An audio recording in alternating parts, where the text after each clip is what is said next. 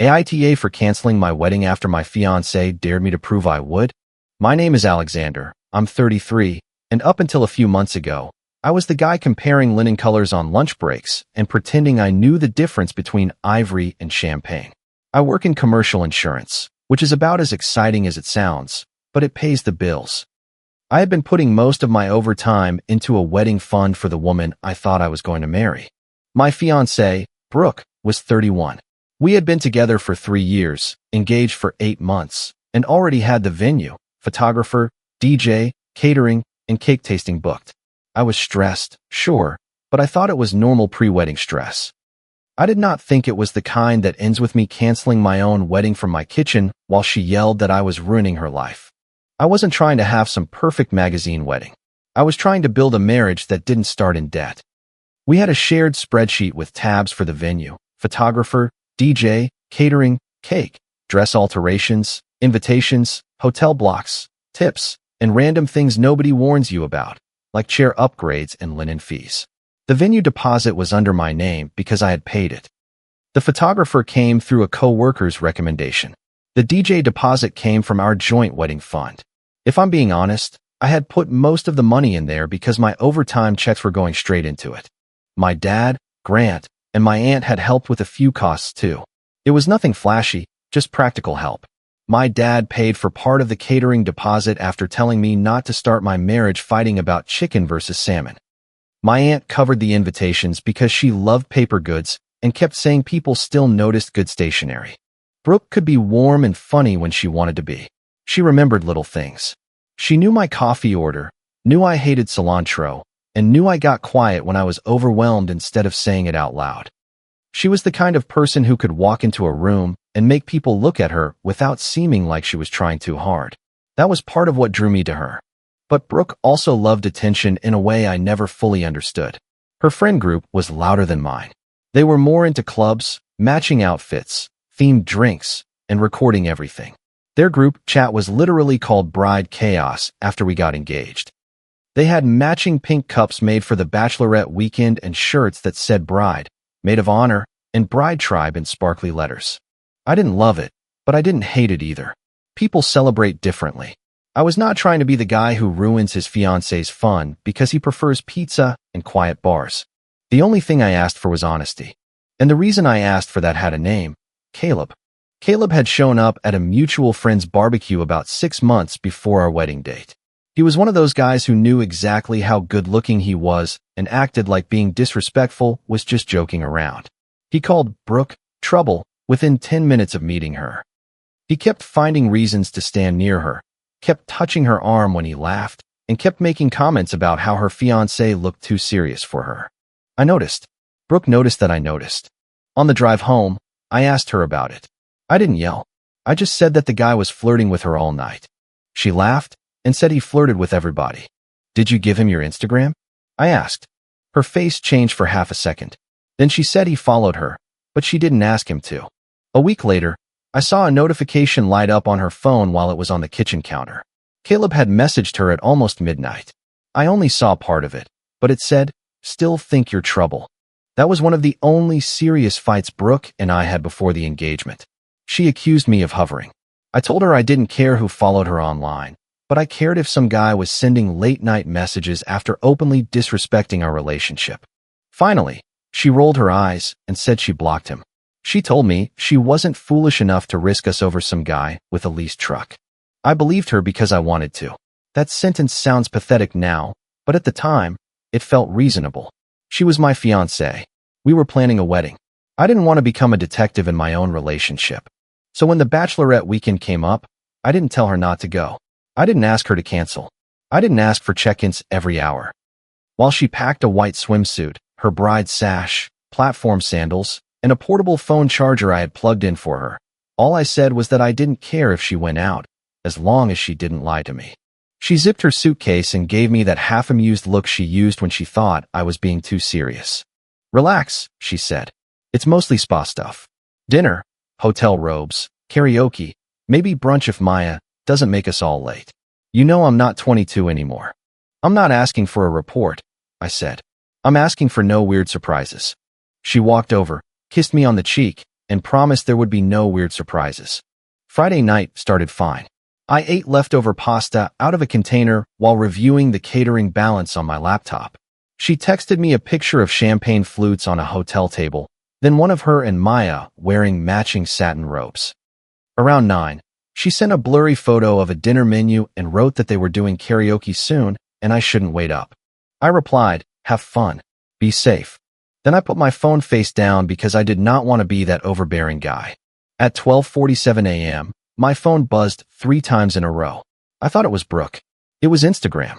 Maya had posted a story. I opened it without thinking much of it, expecting some loud karaoke clip with Brooke singing off-key. Instead, I saw neon lights, a crowded booth, and Brooke wearing her bride sash while behaving entirely inappropriately with another man. His arm was wrapped closely around her, and she was leaning into him. She was laughing like the whole thing was hilarious. The clip lasted maybe 4 seconds before someone's voice snapped at Maya to stop and delete it, and the camera jerked toward the floor. But 4 seconds was enough. The man was Caleb. For a few seconds, I just sat there with my thumb frozen on the screen. My brain refused to accept what my eyes had already understood. Then I replayed it. And again, and again. I could feel my face getting hot. My stomach turned so hard I had to stand up. I called Brooke. She declined it. I called again. Declined. I texted, "Call me now." I saw the story. Nothing. I texted Maya, "What club are you at?" Read. No response. I called Brooke a 3rd time. This time it rang once and went straight to voicemail. The story disappeared about 10 minutes later.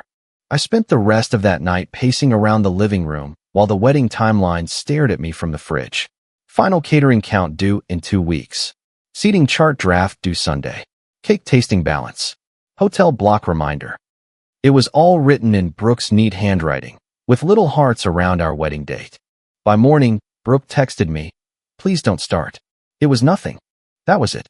Not an apology. Not an acknowledgement that it looked bad. Not even an offer to explain. Just a request for me not to start an argument. I wanted to call her again, but I forced myself not to. I could already feel myself turning into someone I didn't want to be. I was refreshing stories, checking who posted what, and zooming in on the edges of pictures like a fool. But then other posts started popping up from her friends, and it was obvious the karaoke story had been a complete fabrication.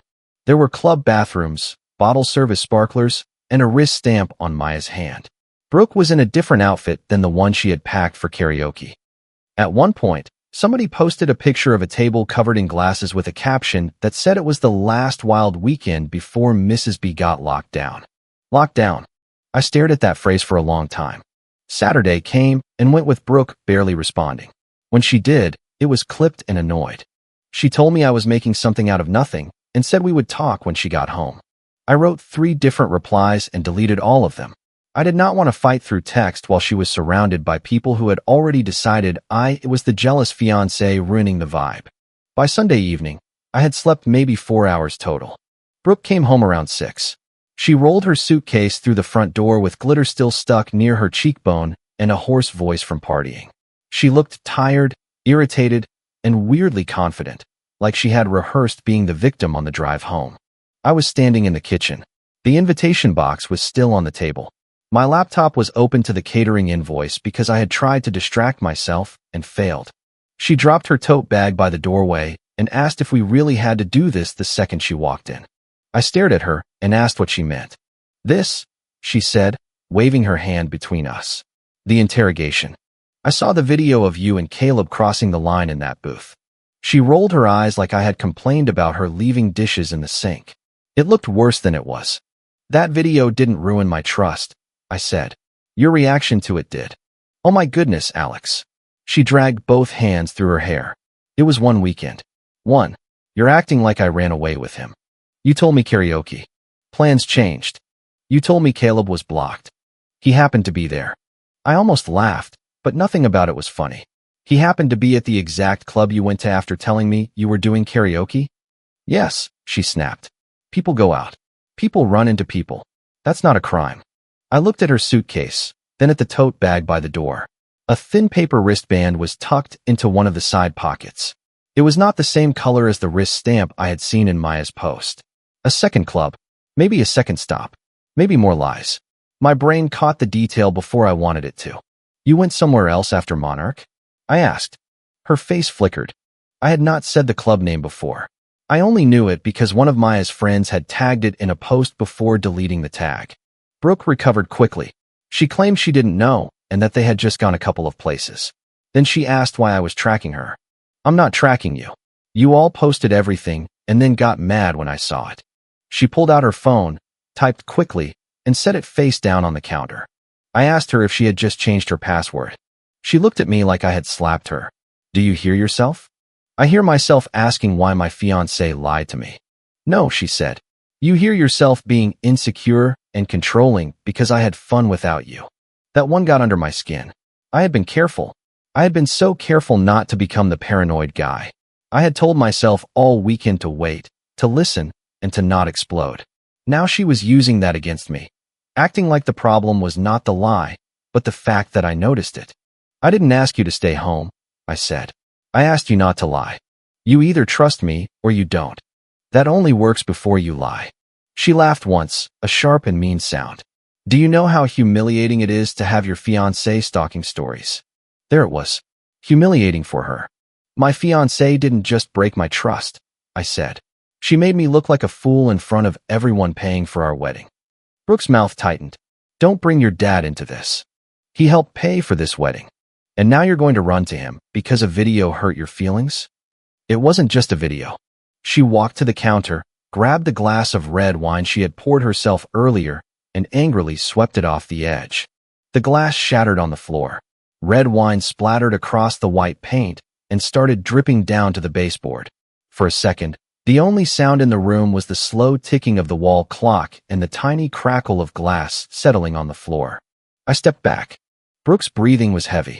Her eyes were wet, but she still looked more angry than sorry. Maybe I should save you the trouble, she said. She grabbed our framed engagement photo from the small shelf near the kitchen doorway and pushed it face down onto the counter. The glass cracked across our faces. Brooke, stop. No, you want a reason to act betrayed? Fine. She pulled off her engagement ring. I remember that moment too clearly. Her hand was shaking. The ring caught the kitchen light. The sink was empty except for a spoon and a coffee mug. She tossed the ring, and it clattered against the stainless steel basin, bounced once, and landed near the disposal drain. There, she said. Happy now. I stared at the ring. I did not pick it up. I did not move at all for a few seconds. Something in me went quiet. It was not exactly calm, but more like a numbness with a live wire buzzing underneath it. Then my frustration boiled over. I am not proud of this part. I raised my voice. It was not a controlled, dignified sentence. I yelled so loudly my throat hurt. I grabbed the handmade welcome sign I had spent 2 weekends painting in the garage, the one that said welcome to our forever, and I threw it forcefully onto the floor. The wood cracked unevenly upon impact. Brooke flinched, then yelled, You've lost your mind. I tore the wedding timeline off the fridge. Magnets scattered under the stove. I grabbed a stack of stamped invitations from the table and shoved them into a trash bag. You don't get to throw our wedding in the sink and call me crazy for hearing it hit, I said. She was crying now, but it still felt like angry crying. So what? You're going to cancel everything? You're going to throw away 3 years because of a video? I looked at the broken sign on the floor. For a second, shame washed over me. I had let her drag me into the mess. I had broken something with my own hands. I had lost my composure in my own kitchen over a relationship that was already completely broken. Then Brooke made the mistake that ended it. She wiped her face with her sleeve, looked straight at me, and said I wasn't canceling anything. She claimed my parents had already told everyone, and I would never survive the embarrassment. I turned toward her slowly. She crossed her arms, still wearing that bride sweatshirt from the weekend, with the white letters stretched across her chest like a joke. You won't cancel anything because you're too embarrassed, she repeated. That was when my anger changed shape. It stopped being fire. It became a list. Venue, photographer, DJ, cake, catering, guest email, ring, dress, apartment. I picked up my phone. Brooke frowned and asked what I was doing. I opened the wedding binder, found the venue contract, and called the coordinator on speaker. It was Sunday evening, so I expected voicemail. Instead, the coordinator answered, probably because weddings do not respect normal business hours. Hi, this is Alexander, I said. I have a wedding booked for September 14th under my name. I need to cancel the date. Brooke's face changed. The coordinator paused. I'm sorry to hear that. Are you sure you want to proceed with cancellation? Brooke stepped toward me. Alex, stop. I moved the phone away from her reach. Yes, I said. I'm sure. Cancel the date. Sir, you understand the deposit is non-refundable? I understand. Brooke's voice cracked as she begged me to stop. The coordinator remained painfully professional. She confirmed my email, told me I would receive cancellation paperwork, and explained the balance would no longer be due as long as I signed by the deadline. When I hung up, Brooke looked like she had watched me set the house on fire. You told me I wouldn't, I said. She lunged for my phone, but I stepped back and called the DJ next. Voicemail. I left a message. Then I emailed the photographer. Then I canceled the cake tasting appointment and requested written confirmation. Then I opened the catering portal and checked the cancellation clause while Brooke paced around the kitchen, crying and calling me cruel. You're ruining my life, she said. You threw the ring like it was a prop, I said. I'm treating it like one now. You're doing this to punish me. I'm doing this because I finally believe you. She stopped. What does that even mean? It means you think marriage is a trap, and you think I'm too afraid of embarrassment to leave. I believe you. My hands were shaking when I opened my email. I had the guest list saved in a spreadsheet because of course I did. I copied everyone into BCC. My dad, my aunt, her mother, Linda, friends, cousins, the wedding party, people who had booked rooms in the hotel block. Subject, wedding update. The wedding is canceled. Ask the bride why. Alexander. I stared at the message for maybe 30 seconds before sending it. It was petty. I knew that. It was also the cleanest thing I could write without turning it into a public essay. Then I clicked send. Brooke made a sound I had never heard from her before. It was half sob, half gasp. You didn't. I did. Within 5 minutes, both our phones started lighting up like emergency alerts. My dad called twice. Linda texted in all caps. One of Brooke's bridesmaids wrote, "What on earth is going on?" My aunt sent, "Call me when you can." The family group chat exploded with question marks and confused messages. Then Evan texted me, "Do you need me there?" I typed back, "Yes. Bring boxes." Before Evan arrived, Maya messaged me. At first, I ignored it. I did not want another person telling me the video looked worse than it was. But then a screenshot came through. It was from the Bachelorette group chat. Brooke had written, "Nobody mentioned Caleb. Alex is already losing his mind over this. Stick to karaoke if anyone asks." A second message from Maya followed. "I'm sorry. I didn't know she told you a different plan." Then another screenshot appeared. This one made my whole body go cold. It was an Instagram DM from an account I did not recognize. No profile picture of Brooke. No real name. Just some private username with a few followers. The message was from that account to Caleb. "We'll be at Monarch after 11. Don't make it obvious, lol." Caleb replied, "Will your fiancé lose it?" The account responded, "He won't know unless Maya posts like an idiot." I looked up at Brooke. She was sitting at the kitchen table now, crying into her hands, surrounded by broken glass, wine streaks, and torn wedding paper. "You invited him," I said quietly. Her head snapped up. I turned the phone around. For the first time all night, she looked scared. "That's not what it looks like," she said. I almost laughed again.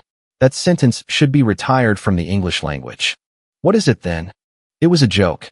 You told him where you'd be. He was already going out. You said he happened to be there." I panicked because I knew how you'd react. "No," I said. "You planned it because you knew what it was."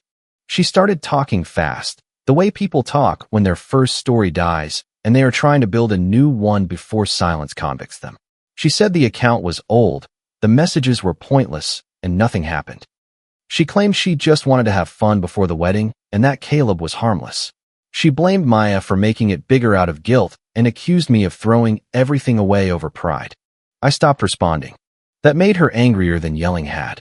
Evan arrived 20 minutes later with flattened cardboard boxes, packing tape, and the expression of a man who had expected a mess, but not a complete disaster area made out of wedding decor. He looked at the floor, the broken frame, the ring still in the sink, then at me. "Do not touch anything else," he said. "Take pictures. Save receipts. Pack what matters." Brooke stood up. "This is none of your business." Evan did not even look at her. "Man, a wedding is not a trap." I took pictures of every room. The wine on the floor. The broken frame, the cracked welcome sign, the invitations in the trash bag, the ring in the sink, the apartment lease paperwork, the furniture, the bedroom, the bathroom, everything. Then I packed like someone leaving a fire. Work clothes, documents, laptop, chargers, a few framed pictures without Brooke in them, my grandfather's watch, the little wooden box where I kept old birthday cards from my dad. Brooke followed me from room to room, switching between rage and pleading. So you're really leaving? Yes. Over one mistake. A mistake is losing track of time, I said. This was a plan. You're going to regret this. Probably some parts of it. That was honest. I already regretted dropping the welcome sign. I regretted yelling so loudly. I regretted sending the guest email while shaking with anger, even though I did not regret refusing to cover for her. I slept on Evan's couch that night and barely slept at all. The next morning, my dad asked me to meet him and my aunt at a diner. I brought printed receipts, screenshots, cancellation confirmations, and the venue contract because my brain had shifted into paperwork mode. It was easier than feeling everything. My dad sat across from me in a gray jacket, stirring coffee he never drank. He looked older than he had the week before. I showed him the video first, then the group chat screenshot, then the DMs. He did not say much. That was his way. My aunt covered her mouth once, then whispered, "Oh, honey." I said, "I'm sorry. I know you helped pay for this. I feel like a fool." My dad slid the folder back toward me. "You did the hard thing," he said. "I lost a lot of money. A canceled wedding is cheaper than a divorce from someone who enjoys humiliating you." That sentence hit harder than I expected. Not because it was dramatic, but because it was practical. My dad was a practical man. He was not trying to make me feel heroic. He was telling me the reality of the situation. Over the next week, everything became paperwork, phone calls, and awkward conversations. The venue kept the deposit. The DJ charged a cancellation fee. The photographer was kinder than she had to be and waived part of what she could have enforced, probably because she had seen enough weddings collapse to know when someone was barely holding it together. The cake place refunded a small portion because the tasting had not happened yet. Catering was a mess, but canceling when I did saved me from owing the final balance. I did not recover everything. Not even close. The ring was worse. I took it back to the jeweler in the same box it came in. The man behind the counter was older, quiet, and professional in that careful way people get when they can tell you are not there for a happy reason. He explained that resale value was not the same as purchase price. He explained the setting, the stone, and the paperwork. I nodded like I was in a meeting at work instead of selling the symbol of the future I had just burned down. "I'm sorry it worked out this way," he said. "Me too," I said. "But I'd rather lose money than marry a lie." What I got back covered part of the venue loss. It did not make me whole. It just made the bleeding slower. Brooke kept texting. At first, she was furious. "You made me look disgusting. You could have handled this privately. My mother is crying because of you." Then she changed tactics. "I miss you." I panicked. "We can go to counseling. You know I love you." I did not answer. It was not because I was strong, but because Evan had taken my phone for a few hours the first night and told me something important. He said I could be embarrassed and still be right, but I could not text my way into dignity at 2 in the morning. He was annoying. He was also correct. A few days after I sold the ring, I returned the dress.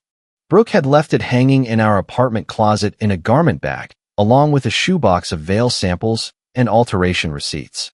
It felt wrong to keep it, and it felt wrong to throw it in her direction like a weapon. So I drove it to Linda's house. The dress hung from the hook in my back seat like a silent passenger. I had an envelope on the seat beside me with copies of invoices for everything I had paid under my name. Linda opened the door before I even knocked twice. She was 58, always put together, and always concerned with how things looked from the outside.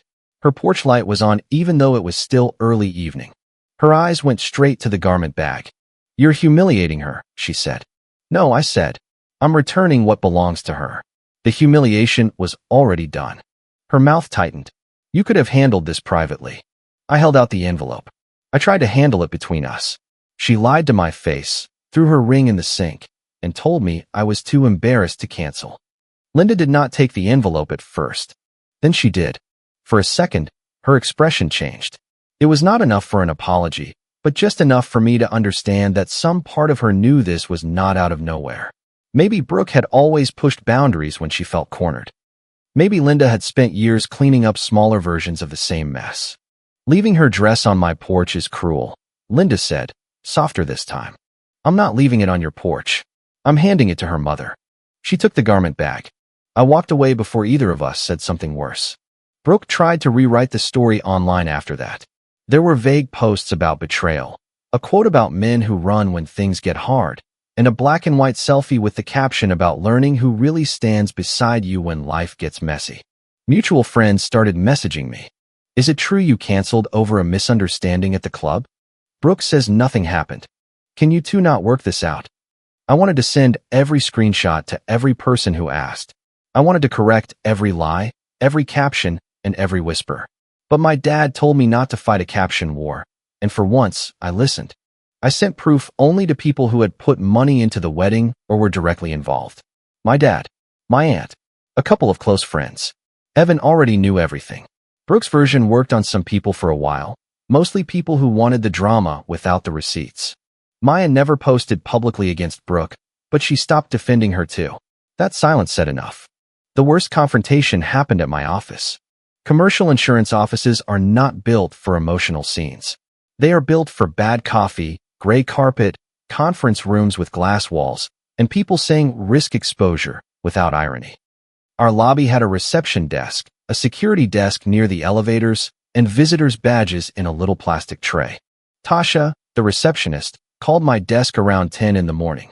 Alexander, she said carefully, there's someone here asking for you. Who? A pause. She says she's your fiancée. My stomach dropped. She's not, I said. I figured there might be a situation, Tasha said, lowering her voice. I walked to the lobby anyway because I did not want Brooke wandering upstairs or making Tasha deal with it alone. Brooke stood near the reception desk, clutching a folder of vendor emails. Her eyes were red, but her makeup was done. She looked like someone who had prepared to cry in public. The moment she saw me, she started. You need to fix this. I kept my voice low. This is my workplace. Leave. No. You don't get to blow up my life and hide behind your job. Coworkers near the elevators slowed down. One man from accounting suddenly became very interested in the water cooler. Brooke, I said, I'm not discussing this here. She stepped closer. Be a man and fix this. That sentence landed differently in the lobby than it had over text. Maybe it was because she expected me to shrink with people watching. Maybe it was because she still thought embarrassment was the leash that held me. I looked at her and said, being a man is why I'm not marrying someone who lies to my face. Her expression twisted. You ruined my life, she said louder now. You sent that email to make me look like some kind of unfaithful villain. Tasha stood up behind the desk. Ma'am, I need you to lower your voice. Brooke pointed at me. He canceled everything without even talking to me. We talked, I said. You lied. You never let me explain. You explained. Then the screenshots explained better. The lobby went quiet. Too quiet. Brooke's face flushed. You're enjoying this. No, I said. I'm exhausted. She started crying harder, but by then Tasha had already motioned to security. The guard came over and asked Brooke to leave. At first, she refused. She said she had a right to talk to me. She said I was emotionally abusing her by ignoring her, and she claimed I was destroying her reputation. The guard repeated, Ma'am, you need to leave the building. I did not move. I did not comfort her. I did not apologize for the scene she had chosen to create. Finally, she left, shaking with anger, her folder pressed against her chest. Tasha looked at me afterward and asked if I needed a minute. I nodded because my hands were shaking so badly I could not pretend otherwise. That day was the last time I saw Brooke in person. A week later, she sent one final long message. It filled my screen. She said she was sorry. She said Caleb meant nothing. She claimed she had been scared marriage would make her boring, and that her friends hyped everything up. She told me I had embarrassed her more than she had ever embarrassed me. She said 3 years deserved counseling, and that if I loved her, I would not end us over one mistake. I read it twice. Then I drafted a reply 3 times and deleted each one because the first versions were too angry and the second versions were too long. Finally, I sent this. A mistake is losing track of time. You built a lie, invited him into it, and punished me for noticing. I'm done. Then I blocked her. The apartment took longer to untangle than the wedding. Our couch had been bought secondhand, so neither of us fought over it. The lease was more complicated. The wedding spreadsheet stayed on my laptop, and for a while, I could not open it without feeling like I had swallowed metal. Eventually, I renamed it from wedding budget to canceled wedding costs. It sounds cold, but it helped. It turned the wreckage into numbers I could survive. Venue loss, DJ fee, ring resale, refunds, moving expenses, remaining balance. It was ugly, but it was finite. Embarrassment was not finite at first. It came in waves. It hit when relatives asked careful questions. It hit when a hotel block reminder email arrived even after I thought I had canceled everything. It hit when I found a pack of unused thank you cards in a drawer. It hit when the calendar notification popped up for what would have been our final venue walkthrough. And yes, it hit when I thought about the kitchen, the wine on the floor, the broken sign, my own voice yelling. I am not proud of how I reacted that night. I do not get to pretend I was perfectly calm just because Brooke was wrong. I broke something I had made with my own hands. I let pain turn me loud. But I also know this. Being pushed to the edge does not mean you have to stay in the fire.